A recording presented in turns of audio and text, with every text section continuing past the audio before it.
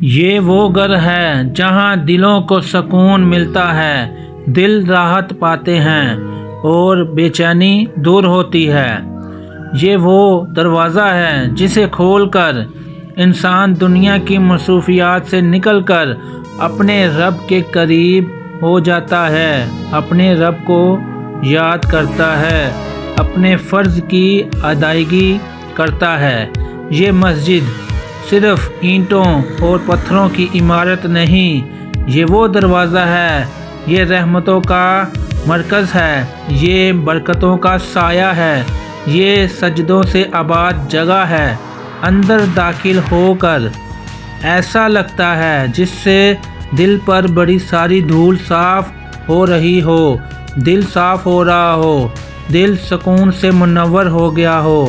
اندر داخل ہو کر ایسا لگتا ہے جیسے دل ہلکا ہو گیا ہو، یا اٹھتے ہاتھ باندھتے کبھی خالی نہیں لوٹتے، دعائیں قبول ہوتی ہیں۔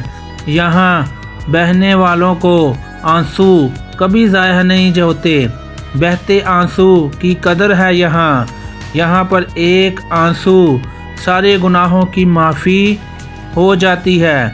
اگر آپ زندگی میں سکون چاہتے ہیں تو مسجد کے اس دروازے سے اندر داخل ہو کر دیکھیں، سکون انتظار کر رہا ہوتا ہے آپ کا۔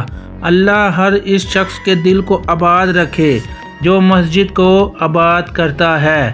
یہ وہ گھر ہے، یہ وہ دروازہ ہے، یہ صرف اینٹوں اور پتھروں کی عمارت نہیں بلکہ یہ دلوں کا سکون ہے۔ ایک آنسو سے ساری عبادت جو بھی انسان نے کی قبول ہوتی ہے اور سارے گناہ معاف۔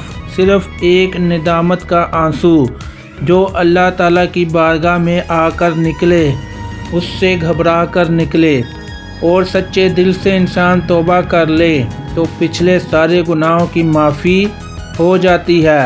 تو اللہ ہر اس شخص کے دل کو آباد کرے جو مسجد کو آباد کرتا ہے۔